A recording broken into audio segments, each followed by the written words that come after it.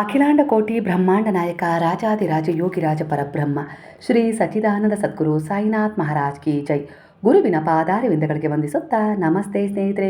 ಗುರುವಿನ ಆಶೀರ್ವಾದ ಹಾಗೆ ಮಾರ್ಗದರ್ಶನ, ನೀವು ನಂಬಿದ ದೇವತೆಗಳ ಆಶೀರ್ವಾದ, ನಿಮ್ಮ ಕುಲದೇವತೆಯ ಅನುಗ್ರಹ ಆಶೀರ್ವಾದ ನಿಮ್ಮನ್ನು ಕಾಯ್ತಾ ಇದೆ. ಅದೇ ರೀತಿ ನಾನು ಕೂಡ ಪ್ರಾರ್ಥನೆಯನ್ನು ಮಾಡ್ತಾ ಇವತ್ತಿನ ರೀಡಿಂಗ್ ಶುರು ಮಾಡ್ತಾ ಇದ್ದೀನಿ.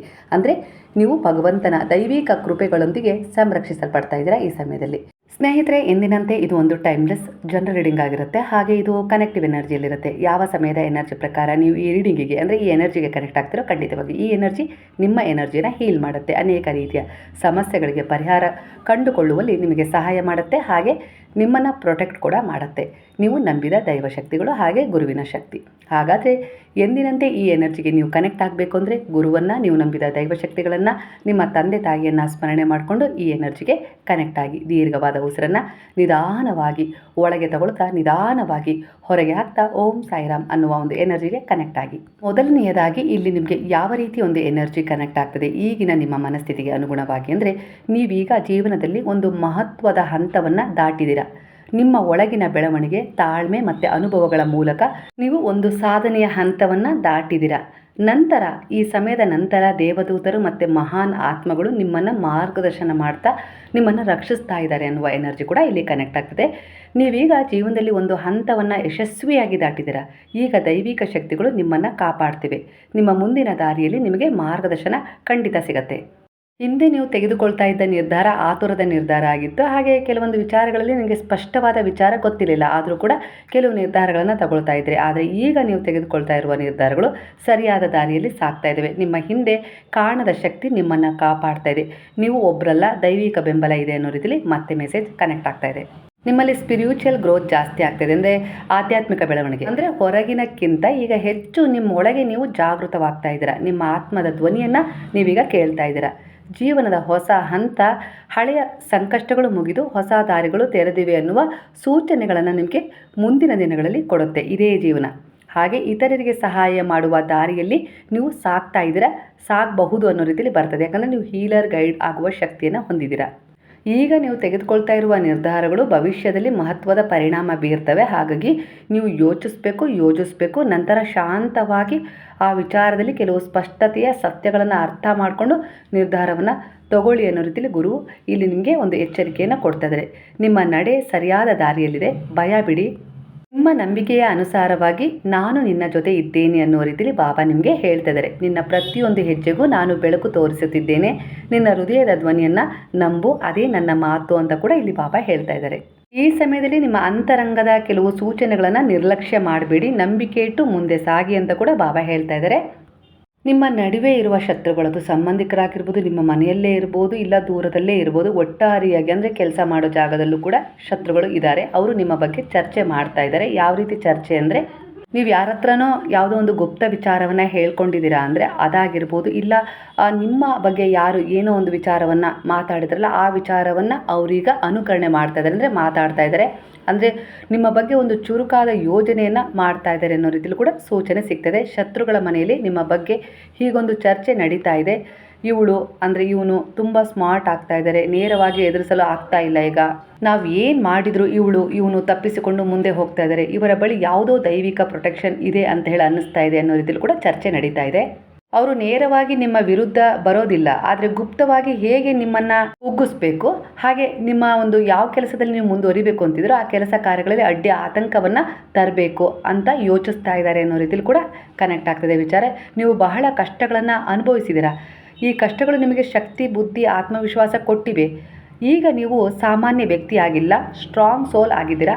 ಇದನ್ನೇ ಶತ್ರುಗಳು ಕೂಡ ಗುರುತಿಸ್ತಾ ಇದ್ದಾರೆ. ಅಂದರೆ ಕೆಲವರ ಎನರ್ಜಿ ಪ್ರಕಾರ ನಿಮ್ಮ ಹಿತಶತ್ರುಗಳು ನಿಮ್ಮ ಬಗ್ಗೆ ಹೀಗೂ ಕೂಡ ಮಾತನಾಡ್ತಾ ಇದ್ದಾರೆ. ಇವನು ತುಂಬ ಸಫರಿಂಗ್ ಕಂಡಿದ್ದಾರೆ, ಅಂದರೆ ನಾವು ತುಂಬ ನೋವು ಕೊಟ್ಟಿದ್ದೀವಿ, ಅವಮಾನ ಮಾಡಿದ್ದೀವಿ, ಹಾಗೆ ತುಂಬ ರೀತಿಯ ಒಂದು ಆರ್ಥಿಕ ಸಮಸ್ಯೆಯಲ್ಲೂ ಕುಗ್ಗಿದ್ದಾರೆ. ಹಾಗೆ ಜೀವನದಲ್ಲಿ ತುಂಬ ಕಷ್ಟ, ನೋವು, ದುಃಖ ಈ ರೀತಿಯ ಸಮಸ್ಯೆಗಳನ್ನು ಎದುರಿಸಿದರೂ ಕೂಡ ಇವರು ಇಷ್ಟು ಸ್ಟ್ರಾಂಗ್ ಹೇಗೆ ಆಗಿದ್ದಾರೆ ಅನ್ನೋ ರೀತಿಯಲ್ಲಿ ಅವ್ರು ಅಂದ್ಕೊಳ್ತಾ ಇದ್ದಾರೆ. ಅಂದರೆ ಇವೆಲ್ಲ ಸಮಸ್ಯೆಗಳು ಇವರನ್ನು ಸ್ಟ್ರಾಂಗ್ ಮಾಡಿದ್ವಾ ಅನ್ನೋ ರೀತಿಯಲ್ಲಿ ಕೂಡ ಯೋಚಿಸ್ತಾರೆ.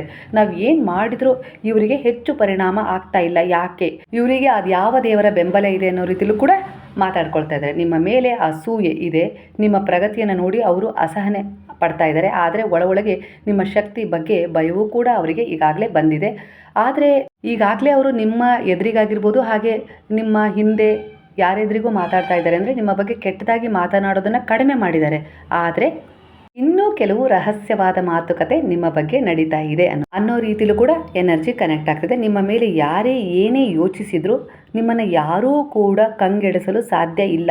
ಈ ಕಷ್ಟ, ದುಃಖ, ಸಮಸ್ಯೆಗಳು ಈಗಾಗಲೇ ನಿಮ್ಮನ್ನು ತುಂಬ ಬಲಶಾಲಿ ಮಾಡಿದೆ. ಹಾಗೆ ಸರಿಯಾದ ನಿರ್ಧಾರಗಳನ್ನು ತಗೊಳ್ಳೋಕ್ಕೆ ಸಹಾಯ ಕೂಡ ಮಾಡ್ತಿದೆ. ದುರ್ಬಲತೆಗೆ ಜಾರಿಸ್ತಾ ಇಲ್ಲ. ಹಿಂದೆ ಆ ರೀತಿ ದುರ್ಬಲತೆಗೆ ಜಾರಿದ್ರಿ. ಈ ಕಷ್ಟ, ದುಃಖ, ಸಮಸ್ಯೆಗಳು ಎದುರಿಸ್ತಾ ನೀವು ಗಟ್ಟಿ ಆಗಿಬಿಟ್ಟಿದ್ದೀರಾ. ಈಗ ನೀವು ನಿಮ್ಮ ದಾರಿಯಲ್ಲಿ ಮುಂದುವರಿಬೇಕು, ನನ್ನನ್ನು ಆ ಭಗವಂತ ಕಾಪಾಡ್ತಾರೆ ಅನ್ನೋ ರೀತಿಯಲ್ಲಿ ನೀವೀಗ ಸ್ಟ್ರಾಂಗ್ ಆಗಿ ನಿಮ್ಮ ಒಂದು ಕೆಲಸದಲ್ಲಿ ನೀವು ಮುಂದುವರಿತಾ ಇದ್ದೀರಾ. ಕೆಲವರ ಎನರ್ಜಿ ಪ್ರಕಾರ ಕನೆಕ್ಟ್ ಆಗ್ತದೆ. ಯಾರನ್ನು ನಂಬುವಲ್ಲಿ ಸ್ವಲ್ಪ ಜಾಗ್ರತೆ ಇರಲಿ ಅನ್ನೋ ರೀತಿಯಲ್ಲಿ ಇಲ್ಲಿ ಒಂದು ಸಣ್ಣ ಸಲಹೆ ಗುರುವಿನಿಂದ ಸಿಗ್ತಾ ಇದೆ. ನಿಮ್ಮ ಪ್ಲಾನ್ಗಳನ್ನು ಎಲ್ಲರ ಜೊತೆ ಶೇರ್ ಮಾಡಬೇಡಿ ಅನ್ನೋ ರೀತಿಯಲ್ಲೂ ಕೂಡ ಸಿಗ್ತಾ ಇದೆ. ಹಾಗೆ ನಿಮ್ಮ ಅಂತರಂಗದ ಧ್ವನಿಯ ಮಾತನ್ನು ನೀವು ಕೇಳಲೇಬೇಕು. ನಕಾರಾತ್ಮಕ ಮಾತುಗಳನ್ನು ಮನಸ್ಸಿಗೆ ತೆಗೆದುಕೊಳ್ಬೇಡಿ. ಯಾರೋ ಏನೋ ಹೇಳ್ತಾ ಇದ್ದಾರೆ, ಇಲ್ಲ ಶತ್ರುಗಳು ಇದ್ದಾರೆ, ಅವ್ರು ನನ್ನ ಬಗ್ಗೆ ಹೀಗೆ ಮಾತಾಡ್ತಾ ಇರ್ಬೋದು, ಇಲ್ಲ ಯಾರೋ ಬಂದು ನಿಮ್ಮ ಹತ್ರ ಹೀಗೆ ನನ್ನ ಹತ್ರ ಹೇಳಿದ್ರು ಅವರು ಅನ್ನೋ ರೀತಿಯಲ್ಲಿ ಚರ್ಚೆ ನಡೀತಾ ಇದೆ ಅಂದರೆ ಆ ವಿಚಾರವನ್ನು ಆ ಕ್ಷಣನೇ ಆ ಒಂದು ಎನರ್ಜಿಯನ್ನು ಇಗ್ನೋರ್ ಮಾಡಿಬಿಡಬೇಕು.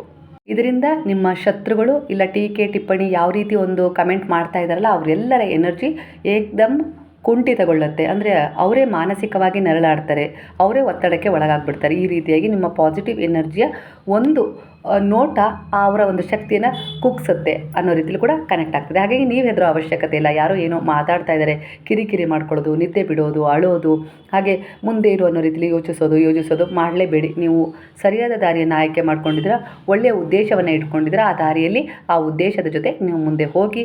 ಹಿಂದೆ ಮಾತಾಡ್ತಾ ಇರೋರು ಎಲ್ಲರೂ ನಿಮಗೆ ಮೆಟ್ಟಿಲುಗಳಾಗಲಿ ಅನ್ನೋ ರೀತಿಲಿ ಇಲ್ಲಿ ಗುರುವು ಹೇಳ್ತಾ ಇದ್ದಾರೆ. ಹಾಗಾಗಿ ಅದೇ ರೀತಿ ಅವರ ಒಂದು ಎಲ್ಲ ಬ್ಲಾಕ್ ಎನರ್ಜಿಯನ್ನು ನೀವು ಮೆಟ್ಟಿಲುಗಳನ್ನಾಗಿಸ್ಕೊಂಡು ಮುಂದೆ ಹೋಗಬೇಕು. ನಿಮ್ಮ ಎನರ್ಜಿ ಅಷ್ಟು ಪಾಸಿಟಿವ್ ಆಗಿ ಈ ಸಮಯದಲ್ಲಿ ಇರಬೇಕು ಅಂತೇಳಿ ಗುರು ಹೇಳ್ತಾರೆ. ನನ್ನ ಬೆಂಬಲ ಸದಾ ನಿಮ್ಮ ಜೊತೆ ಇದೆ. ನೀವು ಯಾವ ರೀತಿ ನನ್ನ ಮೇಲೆ ನಂಬಿಕೆ ಇಟ್ಟು ಶರಣಾಗ್ತಿರೋ ಅದೇ ರೀತಿ ನನ್ನ ರಕ್ಷಣೆ, ಮಾರ್ಗದರ್ಶನ ನಿಮಗೆ ಹಂತವಾಗಿ ಪ್ರೊಟೆಕ್ಟ್ ಮಾಡುತ್ತೆ ಅನ್ನೋ ರೀತಿಯಲ್ಲಿ ಕೂಡ ಗುರು ನಿಮಗೆ ಸಲಹೆಯನ್ನು ಕೊಡ್ತಾ ಇದ್ದಾರೆ.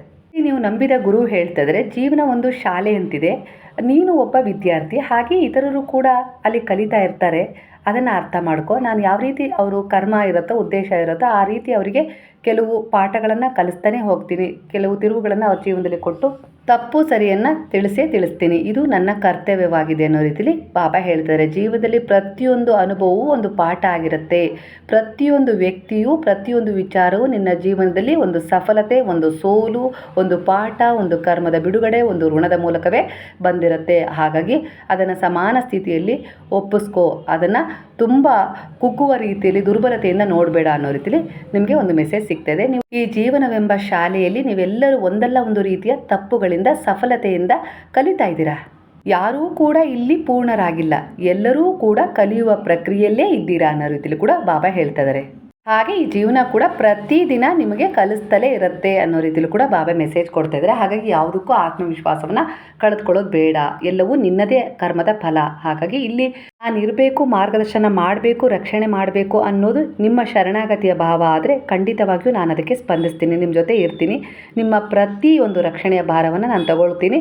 ನಿಮಗೆ ಮಾರ್ಗದರ್ಶನ ಕೂಡ ಮಾಡ್ತೀನಿ, ನಿಮ್ಮ ಕರ್ಮಗಳನ್ನು ಕಳ್ಕೊಳ್ಳೋಕ್ಕೆ, ಹಾಗೆ ಒಳ್ಳೆಯದನ್ನು ಕೂಡ್ಕೊಳ್ಳೋಕ್ಕೆ, ಹಾಗೆ ನಿಮ್ಮ ಭಾಗ್ಯದಲ್ಲಿ ಏನು ನಿಮಗೋಸ್ಕರ ನೀವು ಡಿಸರ್ವ್ ಮಾಡಿ ಇಟ್ಟು ಬಂದಿದ್ದೀರಲ್ಲ ಹೋದ ಜನ್ಮದಲ್ಲಿ, ಅದನ್ನು ಕಂಡುಕೊಳ್ಳೋಕ್ಕೆ, ಪಡ್ಕೊಳ್ಳೋಕ್ಕೆ ನಾನು ನಿಮಗೆ ಎಲ್ಲ ರೀತಿಯಲ್ಲೂ ಸಹಾಯ ಖಂಡಿತ ಮಾಡ್ತೀನಿ. ನನ್ನ ಮೇಲೆ ಭರವಸೆ ನೀವು ಎಷ್ಟರ ಮಟ್ಟಿಗೆ ಇಡ್ತೀರಿ ಅನ್ನೋದ್ರ ಮೇಲೆ ಅದು ವಿಶ್ವಾಸವಾಗಿ ಬದಲಾಗ್ತಾ ಹೋಗುತ್ತೆ ಅನ್ನೋ ರೀತಿಯಲ್ಲಿ ಬಾಬಾ ನಿಮಗೆ ಮತ್ತೊಮ್ಮೆ ಹೇಳ್ತಾ ಇದ್ದಾರೆ.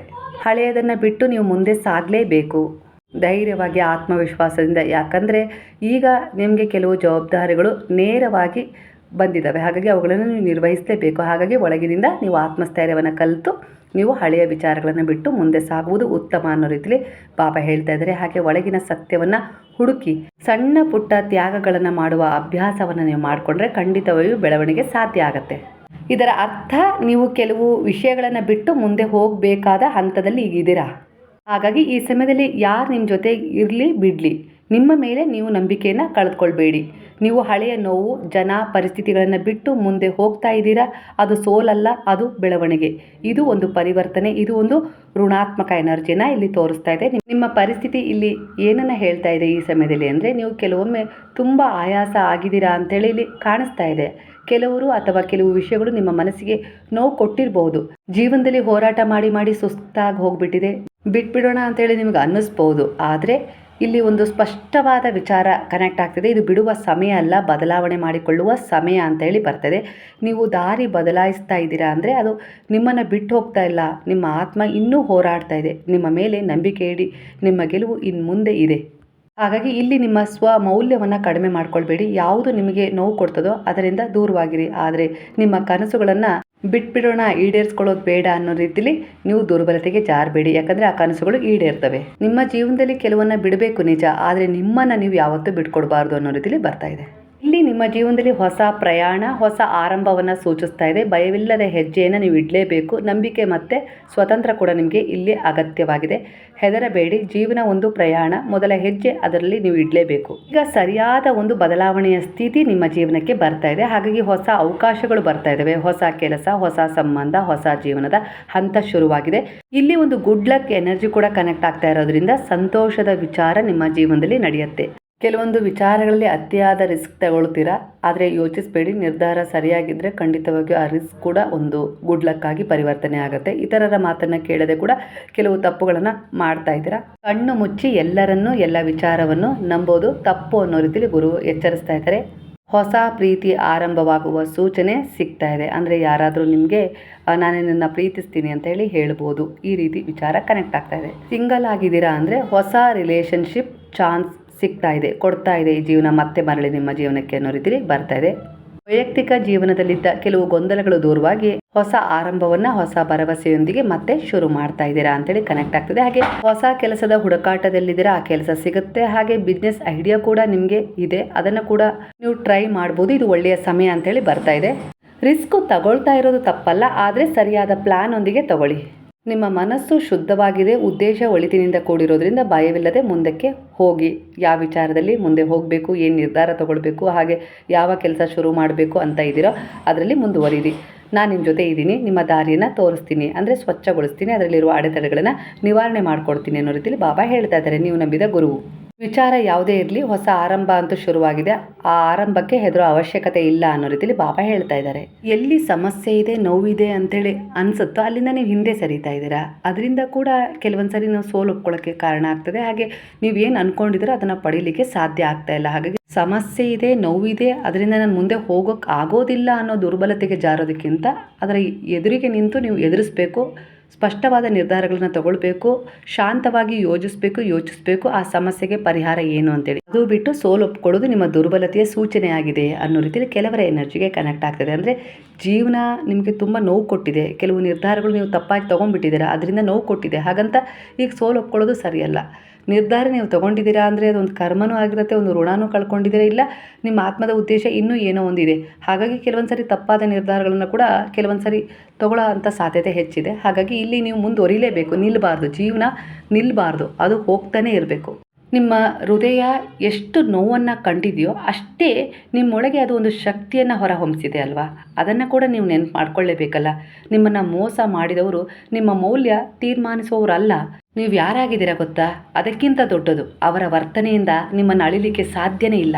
ನೀವು ವಿಚಾರಗಳಲ್ಲಿ ನಿಮಗೆ ದಾರಿ ಇಂದು ಕಾಣಿಸ್ತೇ ಇರ್ಬೋದು, ಸರಿಯಾದ ನಿರ್ಧಾರಗಳನ್ನು ತಗೊಳ್ಳೋದು ಸ್ವಲ್ಪ ಕಷ್ಟ ಆಗ್ತಾ ಇರ್ಬೋದು, ಆದರೆ ನೀವು ನಡೆಯುತ್ತಿರುವ ದಾರಿಯಲ್ಲಿ ಬೆಳಕು ಖಂಡಿತ ಇದೆ. ಯಾಕಂದರೆ ನಿಮ್ಮ ಜೊತೆ ದೈವಿಕ ಶಕ್ತಿ ಕನೆಕ್ಟ್ ಆಗಿದೆ. ನನ್ನ ಬದುಕೇ ಇಷ್ಟ ಆಗೋಯ್ತು, ಜೀವನ ಪೂರ್ತಿ ಇದೇ ಆಗೋಯ್ತು ಅಂತ ಹೇಳಿ ನೀವು ಯಾವಾಗ ಕುಗ್ಗಿದಿರಲ್ಲ ಆ ಕ್ಷಣದಲ್ಲೇ ಅದೇ ಬಾಳು ನಿಮ್ಮನ್ನು ಹೊಸದಾಗಿ ಕಟ್ಕೊಳ್ಳೋಕ್ಕೆ ಒಂದು ತಯಾರಿಯನ್ನು ಮಾಡಿಕೊಡುತ್ತೆ. ಹಾಗೆ ಸ್ವಲ್ಪ ವಿಷಯಗಳಲ್ಲಿ ನೀವು ಮೌನವಾಗಿರೋದೇ ಉತ್ತಮ ಈ ಸಮಯದಲ್ಲಿ ಅನ್ನೋ ರೀತಿಲಿ ಬರ್ತದೆ. ಹಾಗೆ ಕೆಲವೊಂದು ಕಡೆ ನೀವು ಮಾತನಾಡೋದೇ ಬೇಡ ಅನ್ನೋ ರೀತಿಲಿ ಕೂಡ ಅದು ವ್ಯರ್ಥ ಅಂತೇಳಿ ಬರ್ತದೆ. ಹಾಗಾಗಿ ನಿಮ್ಮನ್ನು ನೀವು ಸಂಭಾಳಿಸ್ಕೊಳ್ಳಿ, ಮನಸ್ಸಿಗೆ ಕೆಲಸ ಕೊಡಿ. ಖಾಲಿ ಇದ್ದರೆ ನೆಗೆಟಿವ್ ಥಾಟ್ಸ್ಗಳು ಹೆಚ್ಚಾಗ್ತಾ ಹೋಗುತ್ತೆ. ಹಾಗಾಗಿ ಧ್ಯಾನ, ಭಜನೆ, ಹಾಡು ಈ ರೀತಿಯಾಗಿ ಒಂದು ಒಳ್ಳೆಯ ವಿಚಾರ, ಬಾಲ್ಯದ ನೆನಪನ್ನು ಮಾಡ್ಕೊಳ್ಳೋದನ್ನು ಕಲೀರಿ. ಅಂದರೆ ಸುಂದರವಾದ ನೆನಪುಗಳನ್ನು ಮಾಡ್ಕೊಳ್ಳಿ. ಆ ಸುಂದರವಾದ ನೆನಪುಗಳನ್ನು ನೀವು ಮಾಡ್ಕೊಳ್ತಾ ಇದ್ದೀರಾ ಅಂದರೆ ಆ ಸಮಯದಲ್ಲಿ ನಿಮ್ಮ ಸೂಕ್ತ ಮನಸ್ಸು ಅದನ್ನೇ ಜಾಗೃತಗೊಳಿಸ್ಕೊಡುತ್ತೆ. ಹಾಗಾಗಿ ಇಲ್ಲಿ ನಿಮ್ಮ ಮನಸ್ಸು ಖಾಲಿ ಬಿಡಬೇಡಿ. ನೆಗೆಟಿವ್ ಥಾಟ್ಸ್ಗಳು, ವಿಚಾರಗಳು ನಿಮ್ಮ ಬಳಿ ಸುಳಿಯದಂತೆ ನೋಡ್ಕೊಳ್ಳಿ. ಇಲ್ಲಾಂದರೆ ಈ ರೀತಿ ವಿಚಾರಗಳು ನಿಮ್ಮನ್ನು ಕೆಲವು ಬಾರಿ ನೀವೇ ನಂಬದಂತೆ ಮಾಡಿಬಿಡ್ತವೆ. ನಿಮ್ಮನ್ನು ನೀವು ಕಾಪಾಡಿಕೊಳ್ಳುವಂಥ ಸಮಯ ಬಂದಿದೆ. ಯಾರಾದರೂ ನಿಮ್ಗೆ ನೋವು ಕೊಡ್ತಾ ಇದ್ದಾರೆ ಅಂದರೆ ಡಿಸ್ಟೆನ್ಸ್ ಇಡಿ. ಅದು ತಪ್ಪಲ್ಲ, ಅದು ಸೆಲ್ಫ್ ರೆಸ್ಪೆಕ್ಟ್ ಆಗಿರುತ್ತೆ. ನಾನು ಸೋತೆ ಅಂತೇಳಿ ನೀವು ಕುಸ್ತಿರ್ಬೋದು, ಆದರೆ ನಿಮ್ಮ ಆತ್ಮ ಇನ್ನೂ ಹೋರಾಟ ಮಾಡ್ತಾ ಇದೆ ನಿಮ್ಮನ್ನು ಗೆಲ್ಲಿಸ್ಲಿಕ್ಕೋಸ್ಕರ ಅನ್ನೋ ರೀತಿಯಲ್ಲಿ ಕೂಡ ಎನರ್ಜಿ ಕನೆಕ್ಟ್ ಆಗ್ತದೆ. ಅದಕ್ಕೆ ಸ್ಪಂದಿಸಿ. ಅಂದರೆ ಅಂತರಾಳದ ಮಾತನ್ನು ಕೇಳಿ. ಒಂದು ದಿನ ನೀವು ಇದೇ ನೋವನ್ನು ನೆನೆದು ನಾನು ಇದನ್ನು ದಾಟಿಬಿಟ್ಟೆ ಅಂತೇಳಿ ಹೆಮ್ಮೆಯಿಂದ ಹೇಳ್ಕೊಡ್ತೀರಾ. ಅಂಥ ಕ್ಷಣ ಮುಂದೆ ಬರುತ್ತೆ. ಅಂತಹ ಒಂದು ತಿರುವನ್ನು ನೀವು ನಂಬಿದ ಗುರು ತಂದುಕೊಡ್ತಾರೆ. ನಿಮ್ಮ ಬೆಲೆ ಹಾಗೆ ನಿಮ್ಮ ಜೀವನದ ಬೆಲೆ ಇನ್ನೂ ಕಡಿಮೆ ಆಗಿಲ್ಲ. ನೀವು ಮತ್ತೆ ನಗ್ತೀರಾ. ಕಷ್ಟ ಸಮಸ್ಯೆ ಎದುರಾಗಿರ್ಬೋದು, ಆದರೆ ಅದು ಶಾಶ್ವತವಾಗಿ ಉಳಿಯೋದಿಲ್ಲ. ಯಾಕಂದರೆ ಮಾರ್ಗದರ್ಶನ ಮಾಡಲಿಕ್ಕೆ ನೀವೀಗ ಒಬ್ಬ ಸದ್ಗುರುವನ್ನೇ ಆಯ್ಕೆ ಮಾಡ್ಕೊಂಡಿದ್ದೀರಾ. ಅವರ ಮೇಲೆ ನಂಬಿಕೆ ಇಡಿ. ಅವರಲ್ಲಿ ನಿಮ್ಮ ಎಲ್ಲ ವಿಚಾರಗಳನ್ನು ಮುಗ್ಧತೆಯಿಂದ ಶರಣಾಗಿಸ್ತಾ ಇದ್ದೀರಾ ಅಂದರೆ ಅದಕ್ಕೆ ಪರಿಹಾರ ಅವರೇ ನಿಮಗೆ ತೋರಿಸ್ತಾರೆ ಅನ್ನೋ ರೀತಿಯಲ್ಲೂ ಕೂಡ ಎನರ್ಜಿ ಕನೆಕ್ಟ್ ಆಗ್ತದೆ. ನೀವು ಅಂದ್ಕೊಂಡಿರ್ಬೋದು ಎಲ್ಲ ಏನೋ ತಪ್ಪಾಗ್ತಾ ಇದೆ ಅಂತೇಳಿ, ಆದರೆ ಖಂಡಿತ ಇಲ್ಲಿ ಯಾವುದೂ ತಪ್ಪಾಗ್ತಾ ಇಲ್ಲ. ನೀವು ನಂಬಿದ ದೇವರು ಇಲ್ಲಿ ನಿಮಗೆ ಸಹಾಯ ಮಾಡ್ತಾ ಇದ್ದಾರೆ. ಆ ಶಕ್ತಿಯ ಕೆಲಸ ಕಾರ್ಯಗಳು ನಿಮಗೆ ಎದುರಿಗೆ ಕಾಣಿಸ್ತಾ ಇಲ್ಲ, ಆದರೆ ಮೌನವಾಗಿ ಅದು ನಿಮ್ಮ ಪರವಾಗಿ ಕೆಲಸ ಮಾಡ್ತಾ ಇದ್ದಾರೆ ಅನ್ನೋ ರೀತಿಯಲ್ಲಿ ಕನೆಕ್ಟ್ ಆಗ್ತದೆ ಎನರ್ಜಿ. ಈಗ ನಿಮ್ಮ ಎದುರಿಗಿರುವ ಸಮಸ್ಯೆಗಳು ತಾತ್ಕಾಲಿಕ. ನಿಮ್ಮ ಜೀವನದ ಮೇಲೆ ದೈವಿಕ ರಕ್ಷಣೆ ಇದೆ. ನಿಧಾನವಾಗಿ ಎಲ್ಲವೂ ಒಳ್ಳೆಯದಾಗತ್ತೆ ಅನ್ನೋ ರೀತಿಯಲ್ಲಿ ಕೂಡ ಭರವಸೆ ಸಿಗ್ತಾ ಇದೆ. ಮನಸ್ಸಿನ ನೋವು ನಿಧಾನವಾಗಿ ಕಡಿಮೆ ಆಗತ್ತೆ. ನೀವು ಒಳಗೆ ಹೀಲಿಂಗ್ ಆಗ್ತಾ ಇದ್ದೀರಾ. ಯಾಕಂದರೆ ಗುರುವಿನ ಮಾರ್ಗದರ್ಶನ ನಿಮ್ಮ ಜೊತೆಗಿದೆ. ಆತಂಕ ಭಯ ನಿಧಾನವಾಗಿ ದೂರ ಆಗುತ್ತೆ. ಯಾರೇ ನಿಮ್ಮ ಬಗ್ಗೆ ಏನೇ ಒಂದು ತೊಂದರೆ ಉಂಟು ಮಾಡಬೇಕು ಅಂತೇಳಿ ಬಯಸ್ತಾ ಇದ್ರೂ ಕೂಡ ಅದು ವಿಫಲ ಆಗುತ್ತೆ. ನಿಮ್ಮ ಹೃದಯಕ್ಕೆ, ಮನಸ್ಸಿಗೆ, ದೇಹಕ್ಕೆ ಸ್ವಲ್ಪ ವಿಶ್ರಾಂತಿ ಕೊಡುವ ಸಮಯ ಇದಾಗಿದೆ. ಇದು ಸುರಕ್ಷತೆಯನ್ನು ಕೊಡುತ್ತೆ ಅನ್ನೋ ರೀತಿಯಲ್ಲಿ ಕೂಡ ಕನೆಕ್ಟ್ ಆಗ್ತದೆ. ಹಾಗಾಗಿ ಅತಿಯಾದ ಒತ್ತಡ, ಮುಂದೆ ಏನಾಗುತ್ತೆ ಅನ್ನುವ ಓವರ್ ಥಿಂಕಿಂಗ್ ವಿಚಾರಗಳನ್ನು ಬಿಟ್ಟುಬಿಡಿ. ಧ್ಯಾನಕ್ಕೆ ಸ್ವಲ್ಪ ಹೊತ್ತು ಶರಣಾಗಿ. ಖಂಡಿತ ನೀವು ಹೀಲ್ ಆಗ್ತೀರಾ. ಎಲ್ಲ ಸಮಸ್ಯೆಗಳಿಗೆ ತಕ್ಷಣ ಉತ್ತರ ಬೇಕು ಅಂತ ಇಲ್ಲ, ಆದರೆ ಖಂಡಿತವಾಗಿ ಆ ಉತ್ತರಗಳು ಸಮಯಕ್ಕೆ ಅನುಗುಣವಾಗಿ ಒಂದು ಗೆಲುವಾಗಿ ಸ್ಪಷ್ಟವಾದ ನಿರ್ಧಾರವಾಗಿ ನಿಮ್ಮ ಬಳಿ ಬಂದು ನಿಲ್ತವೆ ಅನ್ನೋ ರೀತಿಯಲ್ಲಿ ಕೂಡ ಕನೆಕ್ಟ್ ಆಗ್ತದೆ ಎನರ್ಜಿ. ಈಗ ಕಾಣಿಸ್ತಾ ಇದ್ದರೂ ಮುಂದೆ ಒಳ್ಳೆಯದು ಅನ್ನೋದು ನಿಮ್ಮ ಎದುರಿಗೆ ಇದೆ ಅನ್ನೋ ರೀತಿಯಲ್ಲಿ ಕೂಡ ಇಲ್ಲಿ ಒಂದು ಮೆಸೇಜ್ ಸಿಗ್ತಾ ಇದೆ. ನೀವೀಗ ಕಷ್ಟದಲ್ಲಿದ್ದೀರಾ, ಆದರೆ ನಾನು ನಿನ್ನ ಜೊತೆ ಇದ್ದೀನಿ ಅನ್ನೋ ರೀತಿಯಲ್ಲಿ ಮತ್ತೊಂದು ಸಂದೇಶ, ದೈವಿಕ ಸಂದೇಶ ಸಿಗ್ತಾ ಇದೆ. ಅಂದರೆ ನಿಮ್ಮ ಪೂರ್ವಜರಾಗಿರ್ಬೋದು, ನೀವು ಮಾಡಿದ ಒಂದು ಒಳ್ಳೆಯ ಕೆಲಸಗಳ ಒಂದು ರಿಸಲ್ಟ್ ಆಗಿರ್ಬೋದು, ಈ ರೀತಿಯಾಗಿ ಬ್ಲೆಸ್ ಮಾಡ್ತಾ ಇದ್ದಾವೆ. ನಾನು ನಿನ್ನ ಜೊತೆಗಿದ್ದೀನಿ ಅನ್ನೋ ರೀತಿಯಲ್ಲೂ ಕೂಡ ಕನೆಕ್ಟ್ ಆಗ್ತದೆ. ಭಯ ಬಿಡಿ, ಎಲ್ಲವೂ ಸರಿಯಾಗುತ್ತೆ ಅನ್ನೋ ರೀತಿಯಲ್ಲೂ ಕೂಡ ಮೆಸೇಜ್ ಸಿಗ್ತಾ ಇದೆ. ಸಣ್ಣ ವಿಚಾರ ಇರಲಿ, ಇಲ್ಲ ಹಣದ ವಿಚಾರ ಇರಲಿ, ಅದು ಒಂದು ಸ್ವಲ್ಪ ಹಣವೇ ಇರಲಿ, ಇಲ್ಲ ಜಾಸ್ತಿ ಹಣವೇ ಇರಲಿ, ಆ ವಿಚಾರದಲ್ಲಿ ಈಗ ನಿಮ್ಮ ಮನಸ್ಸಲ್ಲಿ ಒಂದು ಗೊಂದಲ ಇದೆ. ಕೆಲವರು ಆ ವಿಚಾರಕ್ಕೆ ನಿಮ್ಮನ್ನು ಅರ್ಥನೂ ಕೂಡ ಮಾಡ್ಕೊಳ್ತಾ ಇಲ್ಲ, ನಂಬಿಕೆನೂ ಕೂಡ ಇಡ್ತಾ ಇಲ್ಲ ಅನ್ನೋ ರೀತಿಯಲ್ಲಿ ಕೂಡ ಎನರ್ಜಿ ಕನೆಕ್ಟ್ ಆಗ್ತಾ ಇದೆ. ಅಂದರೆ ಈಗ ನೀವು ಈ ಮನಸ್ಥಿತಿಯಲ್ಲಿ ಇದ್ದೀರಾ ಅಂಥೇಳಿ ನಿಮ್ಮ ಎದುರಿಗಿದ್ದವರಿಗೆ ಗೊತ್ತಾಗ್ತಾ ಇಲ್ಲ. ಹಾಗಾಗಿ ಅವರು ನಿಮ್ಮನ್ನು ಸರಿಯಾದ ರೀತಿಯಲ್ಲಿ ಅರ್ಥ ಮಾಡ್ಕೊಳ್ತಾ ಇಲ್ಲ. ಹಾಗಾಗಿ ಸ್ವಲ್ಪ ಆ ಸಮಯವನ್ನು ಸಂಭಾಳಿಸ್ಬೇಕು ನೀವೇ ಅನ್ನೋ ರೀತಿಯಲ್ಲಿ ಕೂಡ ಬರ್ತಾ ಇದೆ. ಇನ್ನೊಬ್ಬರಿಗೆ ಒಳ್ಳೆಯದಾಗಲಿ ಅಂಥೇಳಿ ನೀವು ಬಯಸ್ತಾ ಇದ್ದೀರ. ಅದು ನಿಮ್ಮದೇ ಫ್ಯಾಮಿಲಿ ವಿಚಾರ ಆಗಿರ್ಬೋದು, ಇಲ್ಲ ಬೇರೆಯವರದ್ದೇ ಆಗಿರ್ಬೋದು. ಅವರು ಒಂದು ಒಳ್ಳೆ ರೀತಿಲಿ ಇರಬೇಕು ಅನ್ನೋ ರೀತಿಲಿ ನೀವು ಅವರಿಗೆ ಒಂದು ದಾರಿಯನ್ನು ತೋರಿಸ್ಲಿಕ್ಕೆ ಹೋಗ್ತಿದ್ರೆ, ಇಲ್ಲ ಸಹಾಯ ಮಾಡಲಿಕ್ಕೆ ಹೋಗ್ತಿದ್ರೆ, ಇಲ್ಲ ಏನೋ ಒಂದು ಸಜೆಷನ್ ಕೊಡ್ಲಿಕ್ಕೆ ಹೋಗ್ತಾ ಇದ್ದಾರೆ. ಆದರೆ ಅದು ಅವರಿಗೆ ಎಲ್ಲೋ ಒಂದು ರೀತಿಲಿ ತಪ್ಪಾಗಿ ಕಾಣಿಸ್ತಾ ಇದೆ. ಇದರಿಂದ ನಿಮ್ಮ ಮನಸ್ಸಿಗೆ ಹರ್ಟ್ ಆಗ್ತಾ ಇದೆ.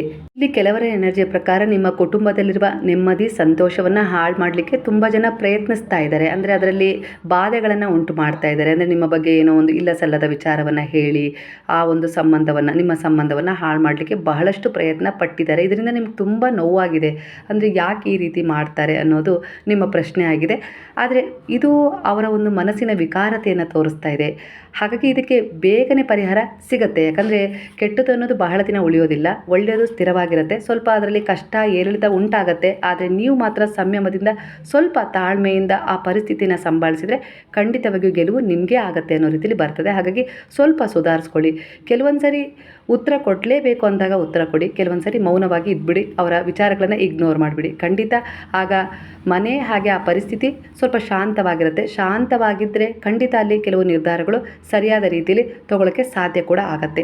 ಅಂದರೆ ಸತ್ಯ ಒಂದಲ್ಲ ಒಂದು ದಿನ ಹೊರಗೆ ಬರುತ್ತೆ ಅಂತ ಹೇಳಿ ನಿಮ್ಮನ್ನು ಯಾರು ನಿಂದಿಸಬೇಕು ಇಲ್ಲ ಅವಮಾನಿಸ್ಬೇಕು, ಬೇರೆಯವರೆದುರಿಗೆ ಏನು ಮಾಡಬೇಕಲ್ಲ ಕೆಟ್ಟದ್ದು, ಆ ರೀತಿ ಏನು ಅವರು ಯೋಜನೆ ಹಾಕ್ಕೊಂಡಿದ್ದಾರಲ್ಲ ಅದೆಲ್ಲವೂ ಹೊರಗೆ ಬೀಳುತ್ತೆ. ಅವರು ಬಯಲಿಗೆ ಬರ್ತಾರೆ, ಅವರೇ ಅದಕ್ಕೆ ಕಾರಣಕರ್ತರು ಅನ್ನೋದು ಗೊತ್ತಾಗುತ್ತೆ. ಹಾಗಾಗಿ ನೀವು ಸ್ವಲ್ಪ ಸೌಜನ್ಯದಿಂದ ವರ್ತಿಸಿ ಅನ್ನೋ ರೀತಿಯಲ್ಲಿ ಬರ್ತದೆ. ನಿಮಗೆ ತುಂಬ ಕೋಪ ಬರ್ತಾ ಇದೆ, ಮೊದಲಿನಂತೆ ನಿಮ್ಗೆ ಕೋಪ ಇಲ್ಲ, ಕಡಿಮೆ ಮಾಡ್ಕೊಂಡಿದ್ದಾರೆ. ಆದರೂ ಕೂಡ ಏನಾದರೂ ಅಂದ್ಬಿಡೋಣ ಅನ್ನೋ ರೀತಿಲಿ ಅವರು ಅಷ್ಟೊಂದು ನಿಮಗೆ ನೋವು ಕೊಡ್ತಾ ಇದ್ದಾರೆ, ಅಷ್ಟೊಂದು ಬಾಧೆಗಳನ್ನು ತರ್ತಾ ಇದ್ದಾರೆ. ಆದರೂ ಕೂಡ ನೀವು ಎಲ್ಲ ಸರಿಯಾಗತ್ತೆ ಅನ್ನೋ ರೀತಿಲಿ ಪರಿವರ್ತನೆ ಆಗುತ್ತೆ, ನಾನು ಯಾಕೆ ಅವ್ರ ಥರ ಕೆಟ್ಟವನಾಗಲಿ ಅನ್ನೋ ರೀತಿಲಿ ನೀವು ಸ್ವಲ್ಪ ಸಹಿಸ್ಕೊಟ್ಟಿದ್ದೀರಾ. ಆದರೆ ಖಂಡಿತ ಈ ಸಹನೆಗೆ ಫಲ ಆದಷ್ಟು ಬೇಗನೆ ತೀವ್ರ ವೇಗವಾಗಿ ಸಿಗುತ್ತೆ ಅನ್ನೋ ರೀತಿಲಿ. ಅಂದರೆ ಒಂದು ಸತ್ಯ ಗೊತ್ತಾಗುತ್ತೆ. ಅದರಿಂದ ಅವರು ಇನ್ಯಾವತ್ತೂ ಅವರನ್ನು ನಂಬಲ್ಲ. ಎಷ್ಟು ಬೇಕೋ ಅಷ್ಟು ಅವರನ್ನು ಇಟ್ಕೊಂಡು ನಿಮ್ಮನ್ನು ಪರಿಪೂರ್ಣವಾಗಿ ನಂಬ್ತಾರೆ. ನೀವೇ ಸರಿ ಅಂತೇಳಿ ಒಪ್ಕೊಳ್ತಾರೆ. ಈ ರೀತಿ ನಡೆಯುತ್ತೆ ಆದಷ್ಟು ಬೇಗನೆ. ನಿಮ್ಮಲ್ಲಿರುವ ದಯೆ, ಕರುಣೆ, ಪ್ರೇಮ, ಸೇವೆಯ ಭಾವ ನಿಮ್ಮನ್ನು ತುಂಬ ಅಂದರೆ ಹಲವು ರೀತಿಯಲ್ಲಿ ಕಾಪಾಡ್ತಾ ಇದೆ. ಅದು ನಿಮಗೆ ಅರಿವಿಗೆ ಬರ್ತಾ ಇಲ್ಲ ಈ ಸಮಯದಲ್ಲಿ, ಆದರೆ ಖಂಡಿತ ಅದು ನಿಮ್ಮನ್ನು ರಕ್ಷಣೆ ಮಾಡ್ತಾ ಇದೆ ಅನ್ನೋ ರೀತಿಯಲ್ಲಿ ಕೂಡ ಎನರ್ಜಿ ಕನೆಕ್ಟ್ ಆಗ್ತಾ ಇದೆ. ಹುಣ್ಣಿಮೆಯ ಎನರ್ಜಿ ಈ ಸಮಯದಲ್ಲಿ ನಿಮಗೆ ಕನೆಕ್ಟ್ ಆಗ್ತಾ ಇರೋದ್ರಿಂದ ತಾಯಿ ಮಕ್ಕಳ ಒಂದು ವಿಚಾರದಲ್ಲಿ ಏನು ಒಂದು ಅಡ್ಡಿ ಆತಂಕಗಳು ಸಮಸ್ಯೆಗಳಿದ್ವಲ್ಲ ಅವು ಆದಷ್ಟು ಬೇಗನೆ ದೂರ ಆಗುತ್ತೆ.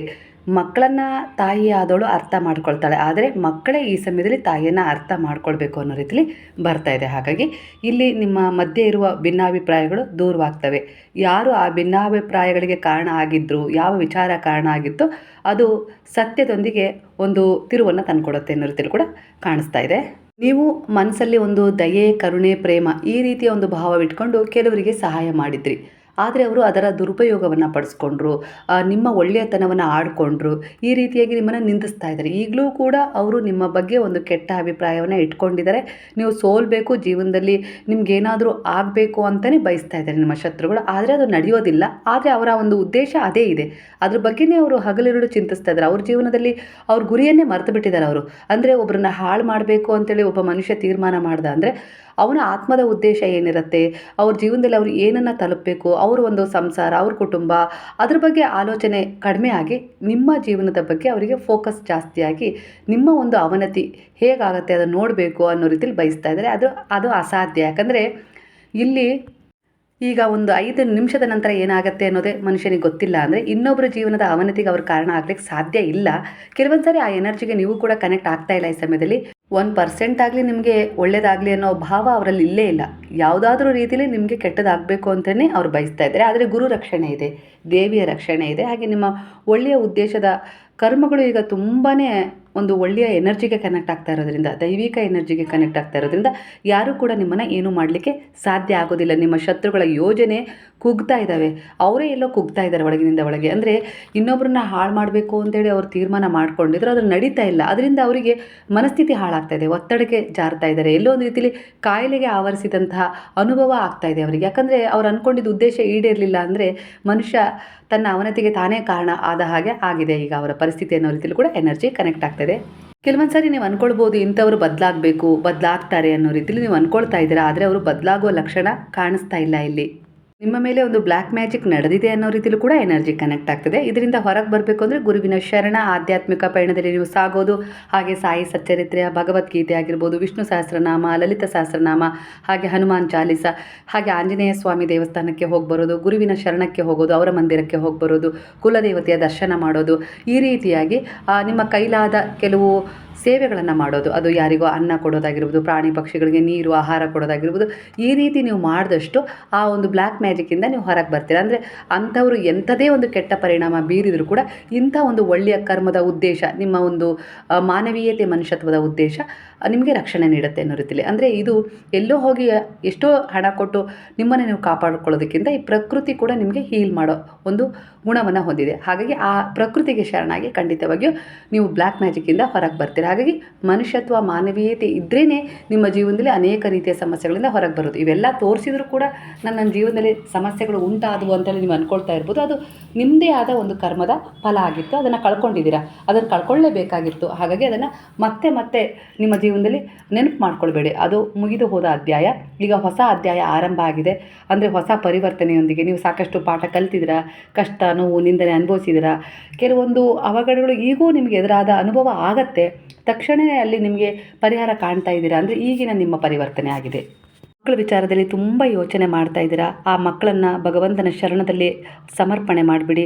ನಿಮ್ಮ ಪ್ರಾಮಾಣಿಕ ಪ್ರಯತ್ನದ ಪ್ರಾರ್ಥನೆ ಆಗಿರ್ಬೋದು, ಕೆಲಸ ಆಗಿರ್ಬೋದು ಮಾಡ್ತಾ ಹೋಗಿ ಅನ್ನೋ ರೀತಿಯಲ್ಲಿ ಕೆಲವರಿಗೆ ಎನರ್ಜಿ ಕನೆಕ್ಟ್ ಆಗ್ತಾ ಇದೆ. ಅಂದರೆ ನಾನು ಬದಲಾಯಿಸ್ತೀನಿ, ಅದು ಬದಲಾಯಿಸೋಕ್ಕಾಗ್ತಾ ಇಲ್ಲ ಅನ್ನೋ ವೇದನೆ ನಿಮ್ಮನ್ನು ಕಾಡ್ತಾ ಇದೆ. ಈ ಸಂದರ್ಭದಲ್ಲಿ ಅಣ್ಣ ಆಗಿರ್ಬೋದು, ತಂಗಿ ಆಗಿರ್ಬೋದು, ತಾಯಿ ಆಗಿರ್ಬೋದು, ಇವ್ರು ಯಾರೂ ನಿಮ್ಮ ಜೊತೆ ಸರಿಯಾದ ರೆಸ್ಪಾನ್ಸ್ ಮಾಡ್ತಾ ಇಲ್ಲ ಅನ್ನೋ ನೋವು ಕಾಡ್ತಾ ಇದೆ. ಅಂದರೆ ನಿಮ್ಮ ಕಷ್ಟಕ್ಕೆ ಅವ್ರು ಆಗಬೇಕು ಅಂತ ಅಲ್ಲ, ನೀವು ಚೆನ್ನಾಗಿದ್ದೀರಾ ಅಂತ ಹೇಳಿ ಕೇಳಬೇಕು ಅಂತೇಳಿ ನಿಮ್ಮ ಮನಸ್ಸು ಬಯಸ್ತಾ ಇದೆ, ಹವಣಿಸ್ತಾ ಇದೆ. ಆದರೆ ಆ ಸಂಬಂಧಗಳು ತುಂಬಾ ಹದಗೆಟ್ಟಿದೆ. ಅದರಲ್ಲಿ ಮಿಸ್ಅಂಡರ್ಸ್ಟ್ಯಾಂಡಿಂಗ್ ಇದೆ. ಮಧ್ಯ ಕೆಲವರ ಒಂದು ಪ್ರವೇಶದಿಂದ ಅದು ಹಾಳಾಗಿದೆ. ಈಗ ಆ ಜೀವನ ನೀವು ಬೇಕು ಅಂತೇಳಿ ಬಯಸ್ತಾ ಇದ್ದರೆ ಅದು ಕನಸಾಗ್ಬಿಟ್ಟಿದೆ. ಅಂದರೆ ಅದು ಬಾಲ್ಯದ ನೆನಪಾಗ್ಬಿಟ್ಟಿದೆ ನಿಮ್ಮ ಜೀವನದಲ್ಲಿ. ಅದು ಮತ್ತೆ ಮರುಕಳಿಸ್ಬೇಕು ಅನ್ನೋದು ನಿಮ್ಮ ಆಸೆ. ಖಂಡಿತ ಆ ಬಾಂಡಿಂಗ್ ಬರುತ್ತೆ. ಗುರುವಿನ ಶರಣದಲ್ಲಿರಿ.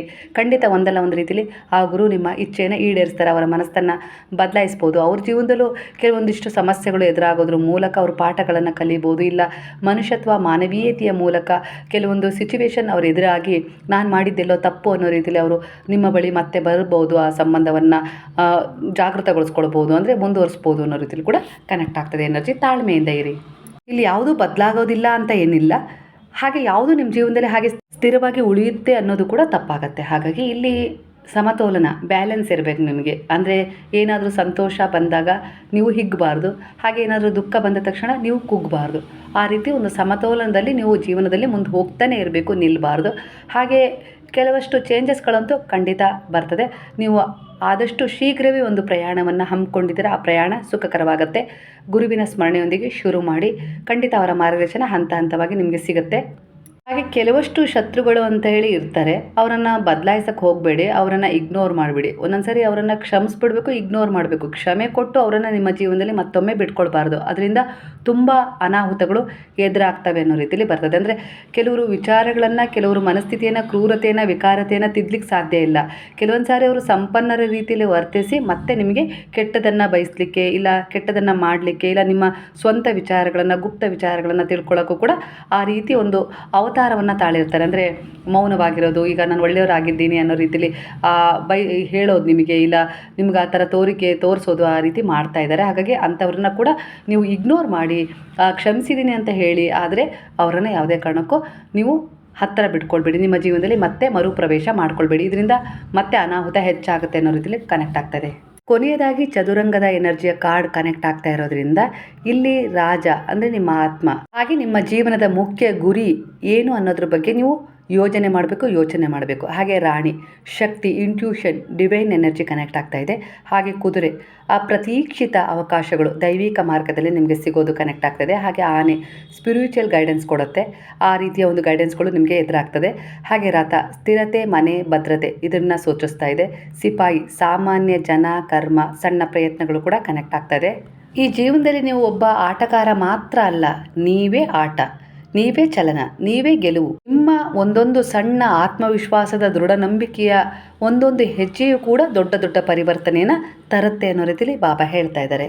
ಕೆಲವರ ಎನರ್ಜಿ ಪ್ರಕಾರ ಏನೋ ಹೇಳ್ತಾರಲ್ಲ, ಬಾಣಲೆಯಿಂದ ಅಂದರೆ ಬಿಸಿಯಾದ ಎಣ್ಣೆ ಕುದೀತಾ ಇದೆ, ಆ ಬಾಣಲೆಯಿಂದ ಹಾರಿದರೆ ಬೆಂಕಿಗೆ ಬೀಳ್ತೀರಾ. ನಿಮ್ಮ ಜೀವನದ ಒಂದೇ ಒಂದು ತಪ್ಪು ನಿರ್ಧಾರ ಈಗ ನಿಮ್ಮನ್ನು ಆ ಬಾಣಲೆಯಿಂದ ಮತ್ತೆ ಬೆಂಕಿಗೆ ಹಾರಿದ್ದೀರಾ ಅನ್ನೋ ರೀತಿಯಲ್ಲಿ ಕನೆಕ್ಟ್ ಆಗ್ತದೆ. ಅಂದರೆ ಅಷ್ಟು ವೇದನೆ ಮತ್ತೊಂದು ಸಾರಿ ನಿಮಗೆ ಸಿಗ್ತಾ ಇದೆ ಜೀವನದಲ್ಲಿ. ಎಲ್ಲ ರಿಪೀಟ್ ಆಗಿಬಿಟ್ಟಿದೆ, ಪದೇ ಪದೇ ಅಂತಾರಲ್ಲ. ಅಂದರೆ ಮೊದಲೊಂದು ಜೀವನದಲ್ಲಿ ನೀವು ಇದ್ರಿ, ಅಲ್ಲಿಂದ ಹೊರಗೆ ಬರಬೇಕು ಅನ್ನೋ ತವಕನೋ, ಇಲ್ಲ ಏನಾದರೂ ಒಂದು ಉದ್ದೇಶವನ್ನು ಈಡೇರಿಸ್ಕೊಳ್ಬೇಕು ಅನ್ನೋ ತವಕನೋ ಹೊರಗೆ ಬಂದುಬಿಟ್ರೆ, ಆದರೆ ಈಗ ನಿಮಗೆ ಇಲ್ಲಿ ಸಿಕ್ಕಿದ್ದು ಕೂಡ ಅದೇ ರೀತಿ ಆಗಿಬಿಟ್ಟಿದೆ. ಹಿಂಸೆ ಆಗ್ತಾಯಿದೆ, ಆ ಕಡೆಗೂ ಹೋಗೋಕ್ಕಾಗಲ್ಲ, ಇಲ್ಲೂ ಇರೋಕ್ಕಾಗ್ತಾಯಿಲ್ಲ, ಏನು ಮಾಡಬೇಕು ಅಂತ ಗೊತ್ತಾಗ್ತಾ ಇಲ್ಲ. ತಪ್ಪಾದ ಆಯ್ಕೆ ಮಾಡ್ಕೊಂಡ್ಬಿಟ್ಟಿದ್ದೀನಿ ಅಂತೇಳಿ ನೀವು ಅಂದ್ಕೊಳ್ತಾ ಇದ್ದೀರಾ. ಆದರೆ ಇದು ನಿಮ್ಮ ಕರ್ಮವನ್ನು ನೀವು ಕಳ್ಕೊಳ್ಳೇಬೇಕು. ಅಲ್ಲೊಂದು ರೀತಿಲಿ ವೇದನೆ ಅನುಭವಿಸಿದ್ದೀರಾ ಅಂದರೆ, ಇಲ್ಲೊಂದು ರೀತಿಲಿ ನೀವು ವೇದನೆ ಅನುಭವಿಸ್ತಾ ಇದ್ದೀರಾ ಅಂದರೆ ಇದಕ್ಕೆ ಒಂದು ಬಲವಾದ ಕಾರಣ ಇದೆ. ಈ ಸಮಯದಲ್ಲಿ ಇದಕ್ಕೆ ಪರಿಹಾರನೇ ಇಲ್ಲ ಅಂದರೆ ಇದಕ್ಕೆ ಪರಿಹಾರ ಗುರುವಿನ ಶರಣ. ನೀವು ನಂಬಿದ ದೇವತೆಗಳು, ಭಗವಂತನೇ ನಿಮಗಿಲ್ಲಿ ಪರಿಹಾರ ಕೊಡಬೇಕು. ನಿಮ್ಮದು ತಪ್ಪಿದೆಯೋ, ಇಲ್ಲ ಹಿಂದಿನ ಜನ್ಮದಲ್ಲಿ ನೀವು ಯಾರಿಗೋ ಕೊಟ್ಟದ್ದು ಈ ಜನ್ಮದಲ್ಲಿ ಕನೆಕ್ಟ್ ಆಗಿ ಆ ಸೇಡಿನ ಮೂಲಕ ಅದೊಂದು ಋಣ ತೀರಿಸ್ತಾ ಇದ್ದೀರೋ, ಒಟ್ಟಾರೆಯಾಗಿ ಇಲ್ಲಿ ಯಾವುದೇ ಒಂದು ಪರಿವರ್ತನೆ ನೀವು ಬೇಕು ಅಂತ ಹೇಳಿ ಸಮಯದಲ್ಲಿ ಬಯಸ್ತಾ ಇದ್ದೀರ ಅಂದರೆ ಗುರುವಿನ ಶರಣ ಅತಿ ಮುಖ್ಯವಾಗಿ ನಿಮಗೆ ಬೇಕು. ಹಾಗಾಗಿ ದೃಢವಾದ ನಂಬಿಕೆ ಇಟ್ಟು ಅಲ್ಲೇ ಹೋಗಿ, ಖಂಡಿತ ಒಳ್ಳೆಯದಾಗುತ್ತೆ. ನೀವು ನಂಬಿದ ದೇವತೆಗಳು ನಿಮ್ಮನ್ನು ಕೈ ಬಿಡೋದಿಲ್ಲ. ಅವರ ಶರಣದಲ್ಲೇ ನಿಮಗೆ ಈ ಸಮಸ್ಯೆಗೆ ಪರಿಹಾರ ಸಿಗೋದು ಅನ್ನೋ ರೀತಿಯಲ್ಲಿ ಎನರ್ಜಿ ಕನೆಕ್ಟ್ ಆಗ್ತದೆ. ಸ್ನೇಹಿತರೆ, ಇವತ್ತಿನ ರೀಡಿಂಗ್ನ ಮಾಹಿತಿ ನಿಮ್ಮ ಮನಸ್ಸಿಗೆ ಹತ್ತಿರವಾಗಿದ್ದರೆ ಗುರುವಿಗೆ ಶರಣಾಗತಿಯ ಭಾವದಿಂದ ಸಾಯಿರಾಮ್ ಅಂತ ಹೇಳಿ ಕಮೆಂಟ್ ಮಾಡೋದನ್ನು ಮರಿಬೇಡಿ. ಹಾಗಾದರೆ ಎಲ್ಲರೂ ಸೇರಿ ಹೇಳೋಣ, ಹರೇ ರಾಮ ರಾಮ ರಾಮ ಹರೇ ಹರೇ, ಹರೇ ಕೃಷ್ಣ ಕೃಷ್ಣ ಕೃಷ್ಣ ಹರೇ ಹರೇ, ಹರೇ ಸಾಯಿ ಸಾಯಿ ಹರೇ ಹರೇ, ಹರೇ ಬಾಬಾ ಬಾಬಾ ಬಾಬಾ ಹರೇ ಹರೇ, ಹರೇ ದತ್ತ ದತ್ತ ಹರೇ ಹರೇ.